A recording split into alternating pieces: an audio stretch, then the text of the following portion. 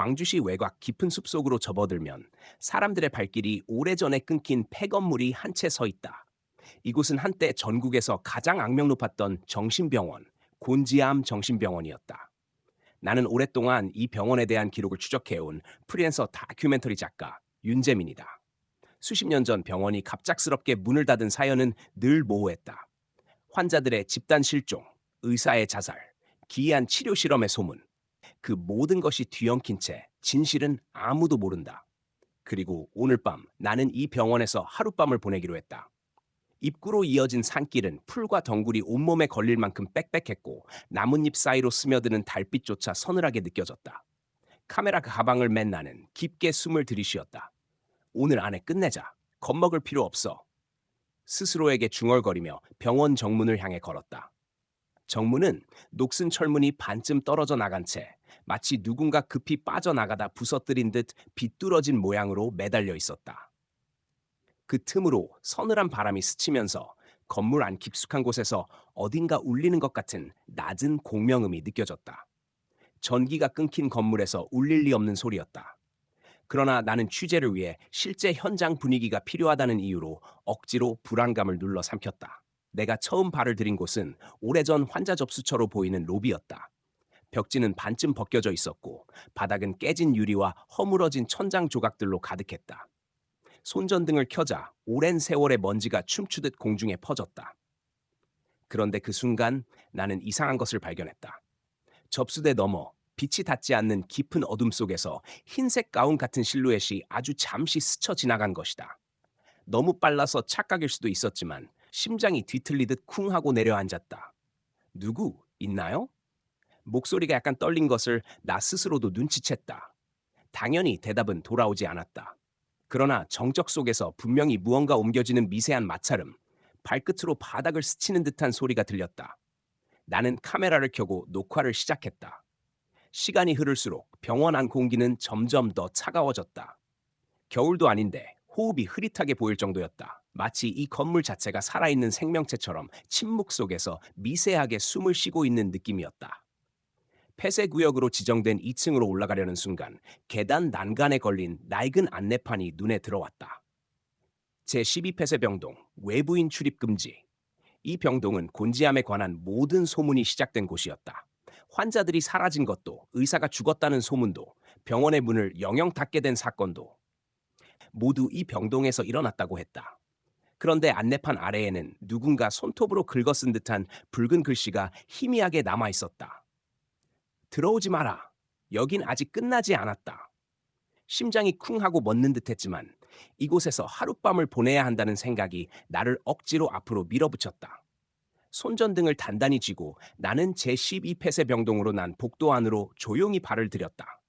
그 순간 바람도 없는데 복도 끝에 열린 병실 문이 끼익 소리를 내며 서서히 닫혔다. 나는 입술이 굳어버린 채 조용히, 아주 조용히 그 문을 향해 다가갔다. 내 발걸음은 점점 더 조용해졌고 12폐쇄병동의 복도는 마치 몇십 년 전의 시간이 그대로 멈춘 것처럼 정적만이 감돌았다. 형광등은 이미 오래전에 떨어져 나갔고 천장에 금이 간 콘크리트 사이로 차가운 공기가 스며 흐르며 희미한 휘파람 소리를 냈다. 나는 손전등을 복도 끝으로 비추었다.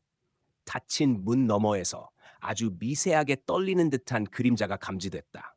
숨을 들이쉬며 문 손잡이에 손을 올렸다. 차갑다. 마치 방금까지 누군가 그 손잡이를 잡고 있었던 것처럼. 천천히 문을 밀었다. 안은 작은 병실이었다. 금이 간 타일, 벗겨진 벽지, 녹이 슬어 뻣뻣해진 침대 프레임. 그러나 눈에 들어온 것은 그 모든 것이 아니었다. 침대 위에는 환자복을 입은 누군가가 앉아 있었다. 나는 그대로 굳었다. 그 사람이, 그 형체는 마치 오랫동안 햇빛을 보지 못한 듯 회색빛 피부를 하고 있었고 고개를 푹 숙인 채 양손을 무릎 위에 올리고 있었다. 저, 괜찮으십니까? 내 목소리는 제대로 나오지도 않았다. 대답은 없었다. 대신 고개가 끔찍할 정도로 천천히 비정상적으로 각도를 꺾으며 내 쪽으로 돌아갔다. 그 얼굴은 눈이 없었다. 눈꺼풀만 남은 자리에 검푸른 자국이 깊게 패여 있었다. 입술도 거의 찢어진 상태로 건조하게 벌어져 있었고 숨소리가 아니라 거친 마찰음 같은 소리가 새어나왔다. 나는 뒤로 비틀거리며 물러났다. 그 순간 침대에 앉아있던 형체가 움직이지 않은 채 입만 열었다. 여기 아직 남아있다. 목소리라고 하기엔 너무 휘어져 있었고 마치 공기가 긁혀나가는 소리 같았다. 그 말이 끝나자마자 형체는 갑자기 고개를 앞으로 떨구고 침대 위에서 그대로 뒤로 쓰러졌다. 쿵! 먼지가 일제히 떠올랐다. 나는 두려움을 억누르고 가까이 다가갔다. 하지만 침대 위엔 아무것도 없었다. 먼지투성이 천과 녹슨 프레임만 남아 있었다. 방금 전까지 분명히 앉아 있었던 그 자리에 혀끝이 말라붙을 정도로 입안이 바싹 타들어갔다. 나는 무의식적으로 카메라 화면을 확인했다. 그리고 그 순간 화면이 미세하게 흔들리며 자체적으로 시간을 거슬러 올라가는 듯 몇 초 동안 역재생되는 영상이 나타났다. 병실 문이 열리고 침대 위에 아무도 없는 장면이 지나갔다. 그리고 카메라가 조금 흔들리는 순간 그 침대 위에 눈 없는 형체가 갑자기 나타났다. 나는 카메라를 떨구며 뒤로 물러섰다. 이 병원 뭔가 잘못됐어. 그러나 돌아가기엔 이미 너무 늦은 느낌이었다. 복도 끝에서 딱, 딱, 딱 누군가 맨발로 바닥을 천천히 딛는 소리가 들렸다. 나는 손전등을 들고 천천히 고개를 들었다. 그 순간 복도 끝 문틈 사이에서 검은 머리칼 몇 가닥이 꿈틀거리듯 바깥으로 흘러나왔다. 그리고 아주 작게 누군가의 속삭임이 내 귓가로 스며들었다. 나가지 마. 아직 끝나지 않았어. 나는 깨진 창문 틈으로 스며드는 찬 기운을 막으며 숨을 고르려 했다. 그러나 허공에서 들려오는 그 툭툭 하는 소리는 점점 더 또렷해지고 마치 내 바로 뒤에서 울리는 것처럼 가까워졌다. 나는 천천히 고개를 돌렸다. 아무도 없다. 하지만 소리는 있었다. 그리고 그 소리가 끌어오는 방향은 방 한쪽 구석에 놓인 오래된 장롱이었다. 장롱의 문이 약간 열려 있었다. 그 틈 사이로 희미하게 붉은빛이 새어나오고 있었다. 누구 있어요? 내 목소리는 떨렸지만 대답은 돌아오지 않았다. 대신 장롱 문이 스르륵 조금 더 열렸다. 안에서 작고 흰 손이 느릿하게 튀어나왔다. 어린아이의 손이었다. 그러나 그 손의 표면은 매끈하지 않았고 마치 오래된 종이처럼 갈라져 있었다. 나는 숨도 못 쉬고 뒤로 물러섰다. 손에 이어 작은 얼굴이 틈 사이로 드러났다. 눈은 너무 커서 얼굴에 맞지 않을 정도였고 눈동자는 검게 가득 차 있었다. 아이의 입술은 마치 찢어 올린 듯 길게 벌어져 있었다. 그러나 아이는 울지 않았다. 오히려 웃고 있었다. 혀가 천천히 밖으로 밀려 나오며 마치 내 이름을 부르듯 입모양을 만들었다. 나는 비명을 지르려 했지만 목이 굳어 소리가 나오지 않았다. 그때 방의 불이 갑자기 모두 꺼졌다. 어둠 속에서 아이의 눈만이 두 개의 둥근 점처럼 공중에 떠 있었다. 그리고 그 눈들이 서서히 나를 향해 다가왔다. 걸음소리도 숨소리도 없이. 그 순간 어둠을 뚫고 한 목소리가 들려왔다. 도망가. 나는 정신이 아득해질 정도로 혼란스러웠다. 방 안에는 아이 외엔 아무도 없었는데 분명 성인의 목소리였다. 목소리는 다시 들렸다. 지금 아니면 못 살아. 바닥을 더듬어 휴대폰을 찾던 순간 갑자기 아이의 얼굴이 내 바로 눈앞까지 들이닥쳤다. 너무 가까워서 숨결이 느껴질 정도였다. 아니, 그것은 숨결이 아니라 썩은 냄새였다. 아이의 입이 벌어졌고 그 안에서 또렷한 목소리가 새어나왔다. 너도 여기 남아. 그리고 방 안에서 수십 개의 작은 손이 동시에 바닥과 벽, 천장에서 튀어나오기 시작했다. 마치 모든 공간이 아이들의 것인 듯 손들이 나를 끌어내려 했다. 나는 필사적으로 몸을 비틀어 문으로 달려갔다. 문을 잡아당기자마자 뒤에서 한 아이가 내 발목을 붙잡았다. 살갗이 찢어지는 듯한 통증이 밀려왔지만 나는 문을 열고 복도로 뛰쳐나갔다. 복도 끝까지 달려가며 뒤를 돌아봤을 때 문틈 사이로 수십 개의 손이 나와 허공을 긁고 있었다.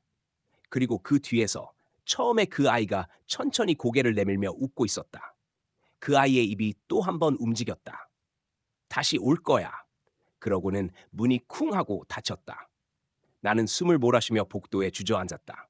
하지만 문제는 이 호텔에서 나가는 길을 나는 아직 찾지 못했다는 것이었다.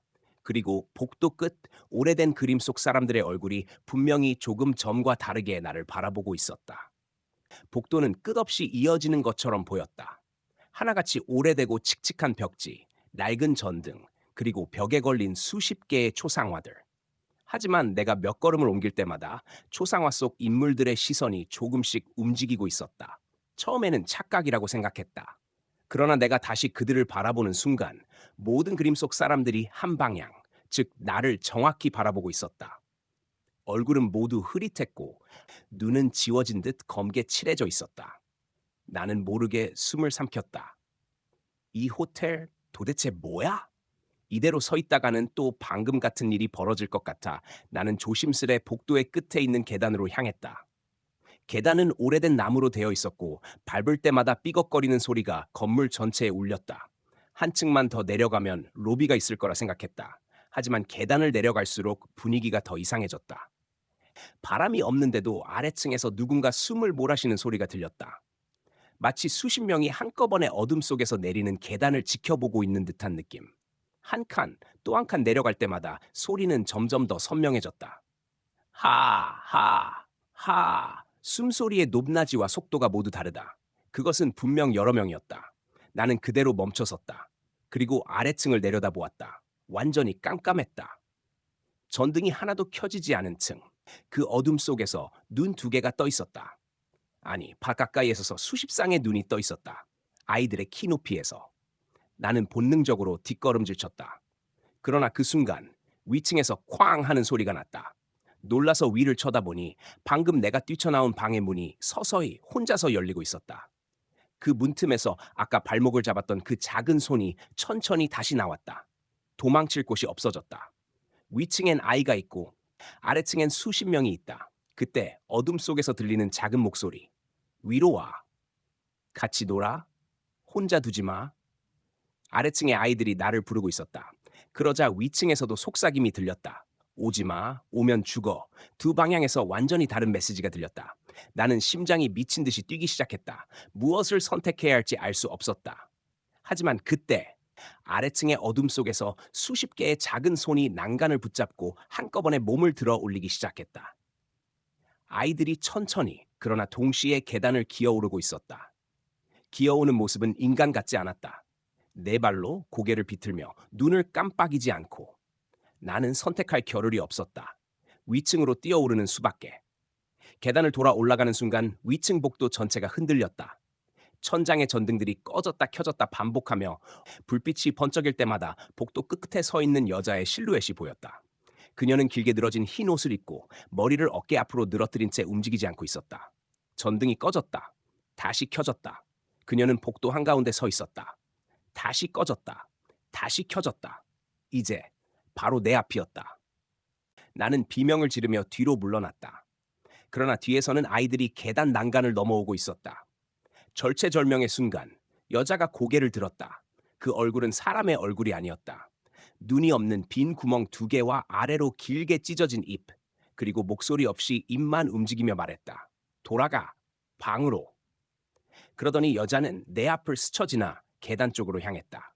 그녀가 아이들 쪽으로 손을 뻗자 계단을 기어오르던 수십 명의 아이가 동시에 멈췄다. 그리고 서서히 뒤로 물러나기 시작했다.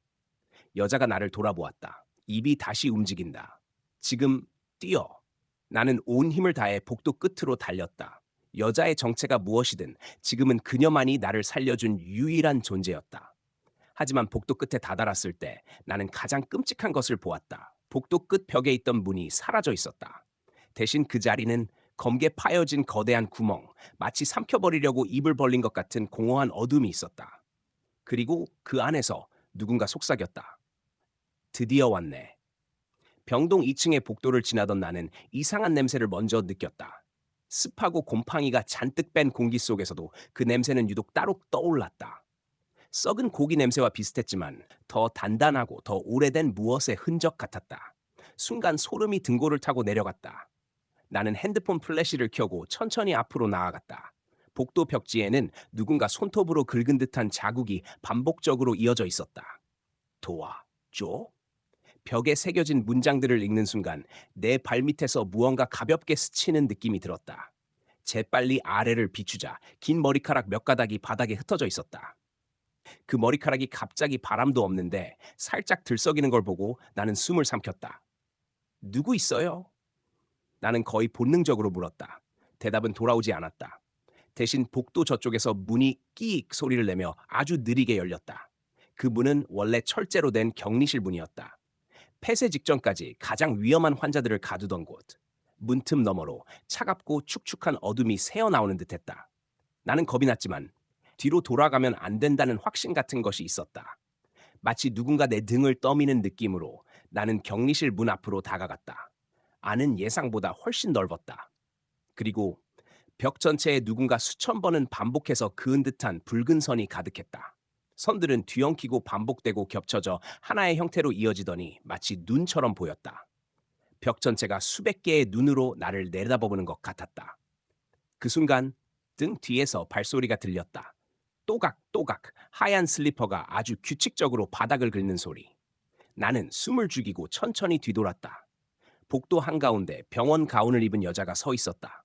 얼굴은 머리카락으로 완전히 가려져 있었고 두 팔은 축 늘어져 있었으며 병원 팔찌가 손목에서 흔들렸다. 환자 아니지? 여긴 비었어야 하는데. 내가 한 발 물러나자 그 여자가 고개를 아주 느리게, 너무 느리게 옆으로 꺾었다.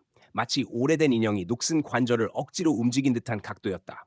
그리고 낮게 분명히 들렸다. 나 아직 퇴원 못했어. 그 순간 격리실 안쪽에서 철제 침대가 스스로 움직이며 벽에 부딪히는 소리가 들렸다. 불규칙한 금속음이 격리실 전체에 울리며 메아리쳤다.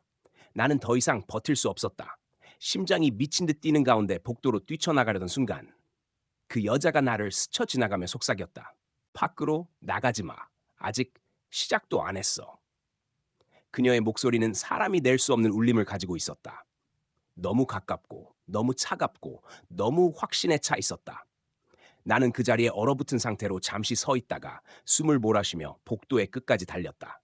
그러나 문제는 달려갈수록 복도가 끝나지 않았다. 그리고 분명히 뜨지 않았던 병동의 형광등들이 내 머리 위를 따라오듯 탁! 탁! 탁! 하며 순서대로 켜지고 있었다.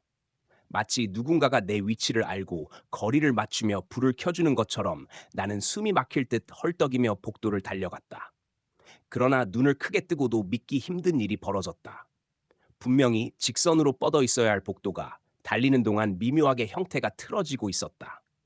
양쪽 벽이 조금씩 안쪽으로 휘어들며 마치 터널처럼 좁아졌다. 이럴 리가 없어. 여긴 그냥 폐건물일 뿐이잖아. 바로 그 순간 한 병실 문이 스르륵 옆으로 열렸다. 마치 내가 지나가길 정확히 기다렸다는 듯한 타이밍이었다. 안에서 바람 한 줄기도 나오지 않았는데 병실 안쪽은 시커먼 어둠으로 가득 차 있었다. 들어와. 어둠 속에서 작은 목소리가 새어나왔다. 어린아이였다. 분명히 여아의 목소리. 하지만 그 말투엔 어떤 감정도 담겨 있지 않았다. 기계의 음성처럼 평평하고 무감각했다. 나는 본능적으로 몇 발짝 뒤로 물러났다. 그러나 복도 뒤편에서 형광등이 하나둘씩 꺼지기 시작했다. 탁, 탁, 탁, 탁. 순식간에 어둠이 나를 향해 밀려왔다. 겁에 질린 나는 결국 문이 열린 병실로 뛰어들었다. 문이 뒤에서 자동으로 철컥하고 잠겼다. 손잡이를 돌려보았지만 꿈쩍도 하지 않았다. 젤, 왔네. 등 뒤에서 들려오는 목소리에 나는 심장이 멎는 줄 알았다. 천천히 고개를 돌리자 병실 한가운데에 작은 침대가 있었다. 침대 위에는 누군가가 앉아 있었다. 머리카락이 땅에 닿을 정도로 길고 얼굴은 완전히 가려져 있었다. 작은 체구, 흰 환자복, 그리고 그 아이의 다리 쪽에는 오래전부터 그곳에 있었던 듯한 녹슨 족쇄가 채워져 있었다. 나는 간신히 목소리를 짜냈다. 너 누구야? 아이의 머리가 갑자기 훅 하고 들렸다. 하지만 얼굴은 여전히 보이지 않았다. 머리카락 아래에서 흙먼지가 날리는 듯한 까슬까슬한 소리가 났다. 바뀌었어. 또 바뀌었어. 이번엔 내 차례야. 아이의 음성은 겹쳐 들렸다. 2개, 3개, 아니 4개 이상이 혼재된 것처럼 낮고 높고 다른 톤들이 동시에 흘러나왔다. 이 병원은 사람을 고치는 곳이 아니야. 우릴 묶어두기 위해 만든 곳이야. 나는 뒤로 물러나 벽에 손을 짚었다. 그러나 벽은 이상하게 미끄러웠다. 하얀 벽지를 만진 줄 알았는데 손끝에 젖은 무언가가 묻어나왔다. 핸드폰 플래시를 켜 비춘 순간 나는 눈을 크게 뜨고 비명을 삼켰다. 벽 전체에 아동용 이름표들이 수십 수백 장 붙어 있었다.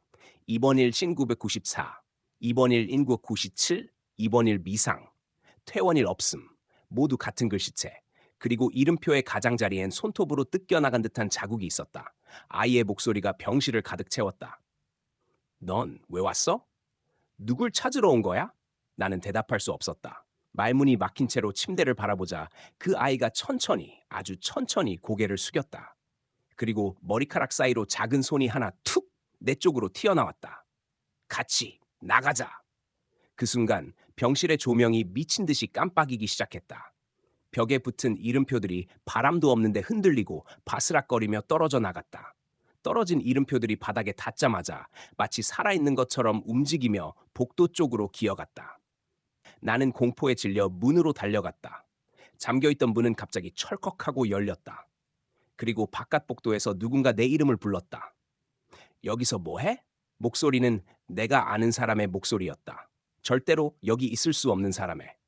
복도 끝에서 들려온 목소리에 나는 그대로 굳어버렸다. 이 폐허가 된 곤지암 정신병원에서 내 이름을 부를 사람이 있을 리가 없었다. 지훈아, 너 맞지? 그 목소리. 분명히 내 형 지환이었다. 하지만 형은 3년 전 같은 이 병원에서 실종되었다. 경찰은 사고라고 했고 가족들은 그 말을 믿으려 했지만 나는 단 한 번도 믿지 않았다. 형, 가늘게 떨리는 목소리가 입 밖으로 새어나왔다. 복도 끝 부서진 자동문 뒤에서 희미한 실루엣이 나타났다. 흐릿한 형광등 아래서 형의 모습이 천천히 드러났다. 같은 패딩, 같은 얼굴, 같은 눈. 그런데 표정만이 너무 이상했다. 기억 속 형은 늘 따뜻하게 웃었지만 지금 내 앞에 서 있는 형은 얼굴에 근육이 굳어있는 듯한 무표정이었다. 웃지도 화내지도 않는 그저 빈 껍데기 같은 얼굴. 나는 한 걸음 내디디며 조심스럽게 말했다. 형, 나 찾고 있었어. 여기서 뭐? 형이 갑자기 말을 끊었다. 조용히 해. 낮고 단단한 목소리였다. 애들이 듣는다. 애들. 내 등골이 서늘하게 식었다. 바로 그 순간 아까 떨어져 바닥 위로 흩어졌던 이름표들이 형 뒤쪽 복도에서 우르르 움직이기 시작했다. 수십 장이 기어가며 벽에 다시 붙어 들어가는 모습은 도저히 현실이라고 믿기 어려운 장면이었다. 나는 목이 말라 침을 삼켰다. 형, 이게 무슨... 지훈아. 형의 시선이 내 뒤쪽 병실 문을 슬쩍 훑었다. 방금 누굴 봤어? 심장이 멎는 듯했다. 아이, 긴 머리, 족쇄, 겹쳐 들리던 목소리들. 나는 대답하지 못했다. 형은 내 표정을 읽고 깊은 한숨을 내쉬었다. 역시 봤구나. 형은 천천히 내 쪽으로 걸어왔다. 걸을 때마다 복도의 조명이 미묘하게 흔들렸다. 발걸음에 맞춰 형광등이 떨리는 듯했다. 지훈아, 들려줄 얘기가 있어. 형이 말했다. 내가 사라진 날 도대체 무슨 일이 있었는지. 나는 숨을 멈추고 형을 바라봤다. 형은 담담하게 말을 이었다. 이 병원 옛날 기록에는 안 나와. 그런데 사실 이곳은 정신병원이 아니었다. 그럼 뭐였어? 형이 잠시 침묵했다. 그리고 아주 작은 소리로 말했다. 무당 훈련 시설이었어. 나는 눈을 크게 떴다. 무당? 형은 고개를 끄덕였다. 여기엔 신 걸린 아이들만 모였어. 조상신이 붙었다고 믿거나 귀신을 본다고 말하는 아이들. 부모들은 겁에 질려서 아이들을 여기 데려왔고 병원은 그걸 치료라 부르며 아이들을 감금했지. 나는 숨을 들이켰다. 병실에 붙어있던 수십 개의 이름표가 머릿속에 스쳐 지나갔다. 그 아이도 그중 한 명? 형의 눈동자가 깊고 어두운 곳으로 가라앉았다. 단 한 명의 아이가 끝까지 여기서 나가지 못했어. 족쇄 채워진 아이, 가장 강한 영을 가진 아이, 그리고 가장 오래 버틴 아이. 형은 나를 똑바로 바라보며 말했다. 그 아이가 지금도 이 병원을 지배하고 있어. 이 안에서 길을 바꾸고 사람을 속이고 자신이 잃어버린 형제를 찾고 있지. 나는 숨이 턱 막혔다. 형제가. 형제? 형은 고개를 숙였다. 그래, 너처럼. 순간 병실 안에서 어떤 것이 터럭하고 움직였다. 아이의 금속 족쇄가 벽에 부딪힌 울림이었다. 나는 소스라치게 뒤돌아봤다. 아이는 여전히 침대 위에 앉아 있었다. 하지만 아까와 달리 그 얼굴에 머리카락이 조금 젖혀져 있었다.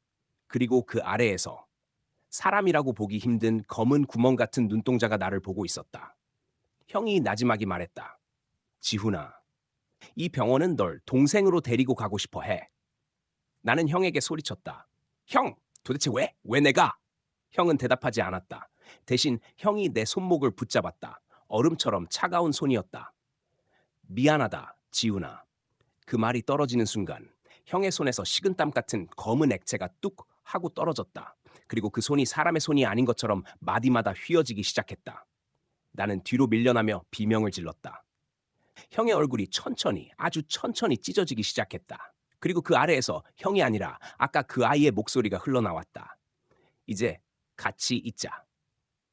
형의 얼굴이 전부 찢어지고 사라지자 그 뒤에서 드러난 것은 인간의 얼굴이라고 할 수 없는 무언가였다. 작은 아이의 얼굴을 억지로 성인의 몸 안에 끼워 넣은 것처럼 비율이 이상하고 눈동자는 너무 깊고 까맣게 가라앉아 있었다. 그 아이는 형의 몸을 쓰고 있으면서도 분명히 자신의 표정을 하고 있었다. 나는 벽에 등을 세게 부딪히며 주저앉았다. 오지 마! 제발 오지 마! 아이의 입꼬리가 천천히 올라갔다. 입술이 아닌 살갗 전체가 찢어지며 만들어지는 미소였다. 형, 보고 싶었지? 그 목소리는 형의 음색과 아이의 속삭임이 동시에 겹친 듯 이상하게 울렸다. 너도 여기 오고 싶었잖아. 형이 왜 사라졌는지 궁금했잖아. 나는 머리를 세게 저으며 외쳤다. 그만해! 형 돌려줘! 형 어딨어? 아이, 아니, 형의 몸에 들러붙은 존재가 고개를 아주 천천히 기울였다. 그 움직임은 인간의 관절로는 불가능한 각도까지 부드럽게 이어졌다. 형? 그 존재는 속삭였다. 형은 여기 있어. 너랑 아주 가까운 곳에. 그 순간 형의 몸에서 검은 연기 같은 것이 피어올랐다. 그 안에서 형의 목소리가 미세하게 울렸다. 지훈아, 도망쳐. 나는 눈을 크게 떴다. 형 들려? 그러나 다음 순간 그 목소리는 아이의 웃음소리에 완전히 묻혔다. 도망쳐봐, 지훈아. 이 병원이 널 놓아줄 것 같아. 불이 꺼진 복도 전체가 흔들렸다. 형광등이 하나씩 꺼지고 벽에 붙던 이름표들이 일제히 바닥으로 떨어졌다. 수십 개의 금속 이름표가 바닥을 굴러가며 방향을 하나로 가리켰다. 내 등 뒤 폐쇄된 비동 치료실. 그곳에서 아주 작고 규칙적인 딸깍딸깍 소리가 들려왔다. 족쇄가 바닥에 끌리는 소리였다. 나는 본능적으로 일어섰지만 다리가 너무 떨려 제대로 움직일 수 없었다. 그 아이의 목소리가 형의 입에서 계속 흘러나왔다. 지훈아, 그 방 안에 들어가면 너도 형처럼 이곳의 일부가 될 수 있어. 안 가. 나는 떨리는 숨을 몰아쉬며 소리를 질렀다. 나는 여기서 나갈 거야. 그 존재의 움직임이 갑자기 멈췄다. 그리고 고개를 가볍게 젖히며 무표정한 얼굴로 말했다. 나간다고? 순간 바닥 전체가 두두둑 갈라지며 검은 손들이 틈 사이로 솟구쳐 올라왔다. 아이들의 손처럼 작고 뼈가 가느다란 손. 하지만 숫자가 너무 많아 마치 바닥 전체가 손으로 이루어진 듯했다. 그 손들이 내 발목을 잡기 시작했다. 안 돼! 나 놓으라고! 깍! 나는 미친 듯이 몸부림쳤다. 붙잡힌 손들을 차고 벽에 손톱이 다 벗겨질 정도로 긁으며 저항했다. 그러나 손들은 점점 더 강하게, 더 깊게 파고들었다. 그 존재, 형의 모습으로 서 있는 아이가 천천히 걸어왔다. 걸음마다 복도의 조명이 일제히 깨졌다. 지훈아. 그 목소리는 이제 완전히 다른 존재의 소리였다. 너는 우리를 봐줬어. 나는 고개를 떨구며 헐떡였다. 뭐라고? 수십 년 동안 아무도 우리를 보지 않았어. 무당이라 부르며 버리고 병이라며 가두고 우린 여전히 여기 있었는데 그 얼굴에서 검은 눈물이 흘러내렸다. 피도 물도 아닌 어떤 영적인 오염물 같은 액체. 네가 처음이야. 우리를 인간이라고 생각해준 사람. 그럼 당신이 어tin nhắn trước gửi gì? Tôi sẽ lặp lại y nguyên, không thêm, không bớt, không bình luận. dưới đây là nguyên văn đoạn bạn đã gửi. 나는 절망적인 목소리로 소리쳤다. 나 그런 적 없어? 그러자 그 존재는 미소를 지었다. 내가 일기장에서 울었잖아. 형을 잃은 아이가 얼마나 무서웠을까라고. 나는 숨이 얼어붙은 것처럼 멈췄다. 그걸 어떻게? 그 일기는 집안 깊숙이 숨겨뒀는데? 그 존재가 말했다. 우린 내 얘기를 다 알고 있어. 그러더니 바닥에서 솟은 손들이 나를 위로 끌어올리기 시작했다. 나는 허공에서 버둥거리며 손을 뻗었다. 형, 제발 나 좀 도와줘. 짧은 순간 형의 진짜 목소리가 어둠 속에서 울렸다. 지훈아, 미안하다. 그리고 그 목소리는 사라졌다. 대신 아이의 차가운 목소리만이 귓가에 스며들었다. 이제 네가 우리와 함께할 차례야. 나는 숨을 몰아쉬며 복도로 다시 몸을 돌렸다. 그런데 그 순간 문 하나가 천천히 아무런 바람도 없이 스르륵 열렸다. 낡은 철제 경첩이 긁히는 듯한 소리가 병원 전체에 울렸다. 열린 문 안쪽은 완전한 어둠이 아니라 희뿌연 형광등 하나가 깜빡이는 방이었다. 조명이 일정한 간격으로 깜빡깜빡 꺼졌다 켜졌다를 반복하자 방 안의 물건들이 순간적으로 드러났다 사라지기를 반복했다. 나는 무심코 한 발 다가갔다. 그때 조명이 켜진 순간 방 안 구석에서 흰 환자복을 입은 사람이 의자에 앉아있는 모습이 보였다. 고개는 정면을 향하고 있었지만 얼굴이 희미하게 가려져 확인이 잘 안 됐다. 나는 본능적으로 뒤로 물러섰다. 그러나 조명이 또 깜빡였을 때 그 환자가 어느새 문 바로 앞까지 이동해 있었다. 전혀 움직이는 소리를 듣지 못했는데 나는 얼어붙었다. 호흡조차 멈췄다. 천천히, 아주 천천히 그 존재가 고개를 들었다. 그 순간 그의 얼굴은 인간의 것이 아니었다. 흰 피부가 마치 종이처럼 구겨져 있었고 입이 찢어진 것처럼 양옆으로 길게 벌어져 있었다. 눈동자는 없고 오직 검은 구멍만 두 개 움푹 파여 있었다. 그리고 입이 움직였다. 말소리 같은 게 흘러나왔다. 도와줘.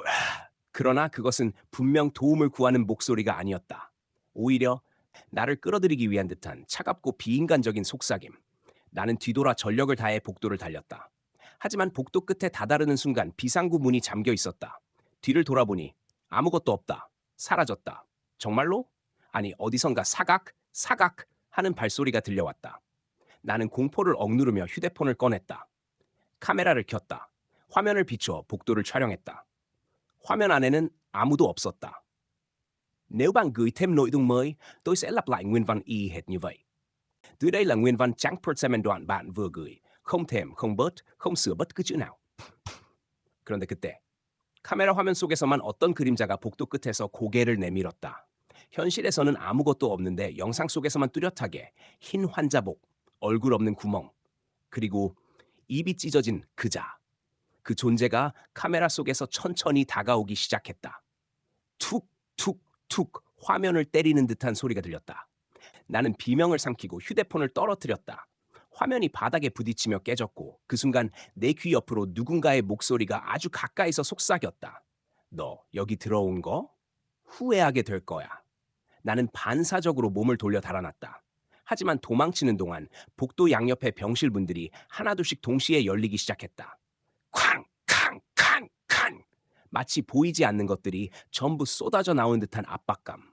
나는 미친 듯이 뛰어 2층과 3층 사이의 계단참까지 도망쳤다. 그리고 그곳에서 멈춰버렸다. 계단 아래쪽에서 여러 개의 손이 어둠 속에서 기어 올라오고 있었다. 길고 뼈만 남은 듯한 비정상적으로 뒤틀린 손가락들. 그 손들이 계단을 타고 딱! 딱! 소리를 내며 천천히 올라왔다. 그 뒤에서 수십 명에 가까운 환자복의 그림자가 한꺼번에 나를 바라보고 있었다. 눈 없이 입이 찢어진 동일한 얼굴들. 마치 병원 전체의 원혼이 깨어난 듯한 광경이었다. 나는 숨을 삼키며 뒤돌아 3층을 향해 올라갔다. 그러나 3층에 도착하자마자 더욱 끔찍한 사실이 드러났다. 3층의 복도는 폐쇄된 구역이라 들었지만 지금은 불이 전부 켜져 있었고 벽마다 붉은 글씨로 누군가의 이름이 가득 적혀 있었다. 반복되는 이름. 그리고 그 아래에는 날짜들이 나열되어 있었다. 대부분이 1994년, 1995년. 그 사이에 딱 하나, 최근 날짜 하나가 있었다. 2025 7월 28일 김도윤 나는 몸이 굳었다. 그것은 바로 내 이름이었다. 그리고 그 순간 복도 끝에서 누군가가 천천히 너무도 느리게 고개를 내밀었다. 기괴하게 꺾인 목, 그리고 내가 익히 본 그 찢어진 입. 그 입이 넓게 벌어지며 아주 작은 목소리로 속삭였다. 드디어 왔구나, 김도윤. Bạn gửi tiếp đoạn mới, tôi sẽ lặp lại y nguyên như thế. 나는 당신이 요청한 lặp lại nguyên văn, không thêm, không bớt, không bình luận, nhiệm vụ chính xác tuyệt đối. Dưới đây là nguyên văn 100% đoạn bạn gửi. 나는 숨을 삼킨 채 뒤로 물러났다.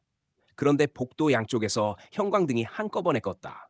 순식간에 칠흑 같은 어둠이 밀려왔고 오직 복도 끝에서 다가오는 그 존재의 발소리만 또렷하게 울렸다. 탁, 탁. 걸음은 느렸지만 마치 나를 기다리고 있다는 듯 규칙적으로 다가왔다. 나는 손전등 앱을 켜려고 휴대폰을 눌렀다. 그러나 화면이 켜지지 않았다. 아까 떨어뜨렸대 이미 완전히 고장난 듯했다. 아무것도 보이지 않는다. 나는 벽을 더듬으며 복도를 따라 뒤로 물러났다. 그런데 손끝에 무언가 축축한 것이 묻어났다. 형광등이 깜빡이며 잠깐 켜진 순간 나는 그것이 무엇인지 보고 숨이 멎었다. 벽 전체에 진득하게 번져있던 것은 검붉은 손자국들이었다. 손자국들은 전부 복도 끝, 그 존재가 있는 방향에서부터 퍼져나와 있었다. 마치 수십 명이 벽을 짚고 기어나온 흔적처럼. 형광등이 다시 깜빡였다. 그 순간 나는 깨달았다. 저 멀리서 다가오는 존재는 한 명이 아니라 수십 명이었다. 똑같이 뒤틀린 얼굴, 비어있는 눈, 찢어진 입. 일렬로 서 있는 것이 아니라 벽과 바닥, 천장을 기어오르며 다가오고 있었다. 나는 비명을 억누르고 다른 문 손잡이를 잡아당겼다. 잠긴 문, 또 다른 문, 역시 잠겨 있었다. 이 병원은 이미 나를 가둘 준비가 되어 있는 곳이었다. 마지막 문을 잡아당기는 순간 기적처럼 문이 열렸다. 나는 그대로 방 안으로 뛰어들었다. 문을 닫으려던 찰나 문틈 사이로 새하얀 손 하나가 틈을 잡아 찢어 넣었다. 나는 비명을 뱉으며 온몸으로 문을 밀어 손을 떼어냈다. 쾅! 문이 닫히자마자 방 안에 정적이 흘렀다. 나는 숨을 고르며 방 안을 살폈다. 그 방은 오래된 기록실처럼 보였다. 정리되지 않은 서류가 바닥에 가득했고 벽에는 90년대 환자 정보를 적어둔 게시판이 있었다. 나는 떨리는 손으로 책상 위에 낡은 서류철 하나를 펼쳤다. 표지에는 이렇게 적혀 있었다. 정신치료 실험 기록 G.O.일 감독 한모령 실험 페이지를 넘기자 충격적인 내용이 드러났다. 본 병원은 1989년부터 고의적 공포 자극 실험을 진행한다. 피험자에게 강한 정신적 충격을 부여하고 극한의 공포 상황에서 인간의 영적 반응을 관찰한다. 일부 환자들은 충격으로 사망했으며 이후 비정상적인 형태로 돌아다닌다는 보고가 있다. 나는 숨을 삼켰다. 그러자 다음 줄이 내 눈에 들어왔다. 특이 사례 1994년 실험 도중 사망한 환자 이서연. 사망 후에도 병원 곳곳에서 목격됨. 입이 찢어진 형태의 영혼으로 변형되었다는 증언 다수. 입이 찢어진? 나는 손이 떨렸다. 화면 속에서, 복도에서, 계단에서 본 그 얼굴. 그것이 단순한 귀신이 아니라 병원의 실험으로 만들어진 괴물이었다. 다음 문장은 더 소름 끼쳤다. 마지막 기록. 1995년 병원은 강제 폐쇄. 그러나 주요 실험 대상들은 병원 내에 여전히 존재. 병원에 들어오는 새로운 사람을 후계 실험체로 선택하는 듯함. 마지막 문구를 보는 순간 나는 아까 본 날짜를 떠올렸다. 2025년 11월 28일. 김도윤, 그건 내가 선택되었다는 의미였다. Nếu bạn gửi thêm đoạn tiếp theo, tôi sẽ tiếp tục lặp lại nguyên văn 100%. 갑자기 등 뒤에서 뭔가가 뚝 하고 떨어지는 소리가 났다. 나는 천천히 고개를 돌렸다.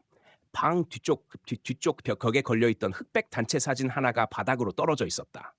나는 사진을 집어들었다. 그곳에는 간호사, 의사, 환자들 수십 명이 찍혀 있었다. 그런데 모두의 얼굴이 흐릿하게 지워진 가운데 오직 한 사람만 선명하게 남아 있었다. 찢어진 입, 두 개의 검은 구멍 같은 눈, 이서연. 그리고 사진의 맨 끝 흑색 매직으로 새롭게 추가된 글씨 하나. 다음은 너야. 그 순간 방문이 드르륵하고 조금 열렸다. 나는 소리를 지르지도 못한 채 뒤로 물러났다. 문틈 사이로 천천히, 아주 천천히. 입이 찢어진 그녀가 고개를 들이밀고 있었다. 문틈 사이로 고개를 들이민 그녀는 마치 사람의 형체를 흉내내는 인형처럼 부자연스럽게 목을 꺾으며 방 안을 훑어보았다. 나는 숨을 멈추고 벽에 등을 붙였다. 심장이 뛰는 소리가 들킬까 두려워 가슴을 움켜쥐고 호흡을 억눌렀다. 그녀의 입이 서서히 벌어졌다. 찢어진 양끝이 귀까지 열리며 안쪽에서 까만 어둠이 아가리처럼 펄떡거렸다. 도윤, 이름을 불렀다. 내 이름을 정확하게, 낮게, 그리고 마치 오래전부터 알고 있던 것처럼. 나는 고개를 저었다. 그녀의 시선을 피하려 했지만 눈을 돌리는 순간 더 큰 공포가 들이닥쳤다. 바닥, 벽, 천장. 어둠 속에서 또 다른 얼굴들이 모두 동시에 나를 바라보고 있었다. 서류 기록에 적혀 있던 실험체들. 그들 모두가 이제 내 주변을 완전히 둘러싸고 있었다. 여기, 들어오면 나갈 수 없어. 이서연의 목소리는 살아있는 사람의 것이 아니었다. 입은 찢어져 있는데 소리는 마치 목 깊숙한 어딘가에서 울리는 듯했다. 나는 남은 마지막 힘을 짜내듯 그녀에게 소리쳤다. 왜 나를 선택한 거야? 그녀의 고개가 뚝 하고 옆으로 꺾였다. 그리고 아주 천천히 내게로 다가왔다. 너는 보고 싶어 했잖아. 진실을 알고 싶다고 스스로 왔잖아. 나는 숨을 삼키며 온몸을 떨었다. 그래, 나는 스스로 이곳에 들어왔다. 호기심 때문에, 한 장의 쪽지 때문에. 그녀는 나와 코앞에서 멈춰서더니 찢어진 입을 꼬리처럼 말아 올리며 미소 비슷한 것을 지었다. 이 병원은 찾아온 사람을 떠나보내지 않아. 순간 뒤에서 누군가 내 어깨를 잡았다. 나는 비명을 지르며 몸을 돌렸다. 아까 본 실험 기록의 감독관, 흑백 사진 속 의사, 한모령이 서 있었다. 썩은 얼굴, 비어있는 눈, 그리고 의사 가운 안쪽에서 심장처럼 꿈틀거리는 어둠. 그는 입을 벌렸다. 혀도 이빨도 없는 검은 구멍에서 저음이 울렸다. 실험 계속. 순간 형광등이 동시에 터졌다. 깜박이는 빛 속에서 수십 개의 손이 나를 향해 뻗어왔다. 나는 저항할 틈도 없이 그들에게 잡혀 끌려갔다. 팔, 다리, 몸통, 모든 방향에서 붙잡힌 채 복도 바닥 위로 질질 끌려나갔다. 그리고 병원의 가장 깊숙한 곳, 문이 없는 철문 앞에서 내 몸이 멈춰섰다. 철문 위에 적힌 글자.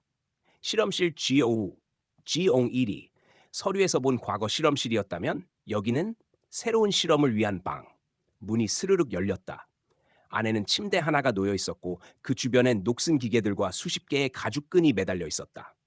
나는 온 힘을 다해 도망치려 발버둥 쳤지만 그들의 힘은 인간이 아니었다. 몸이 침대 위로 던져졌다. 끈이 스스로 움직이듯 내 양팔과 다리를 묶었다. 그리고 천장 전등이 마지막으로 깜박였다. 그 순간 나는 보았다. 천장에 빼곡하게 매달려 있는 얼굴들. 여태까지 실험당한 모든 영혼들이 천장에서 나를 내려다보고 있었다. 그중 가장 앞에 있던 이서연이 나를 향해 속삭였다. 이제 너는 우리야. 마지막 전등이 꺼지는 순간 나는 그들의 손이 내 얼굴을 덮는 것을 느꼈다. 입을 벌린 어둠이 나를 삼켰다. 그리고 모든 소리가 사라졌다. 며칠 뒤 도시에서는 이런 소문이 돌기 시작했다. 곤지암 병원에서 또 한 명 사라졌대. 밤마다 이름 부르는 소리가 들린대.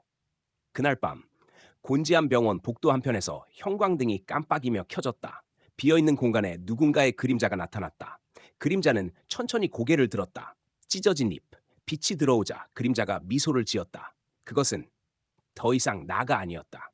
하지만 그들은 나를 도윤이라고 불렀다. 그리고 곤지암 병원의 공포는 오늘도 새로운 희생자를 기다리고 있었다.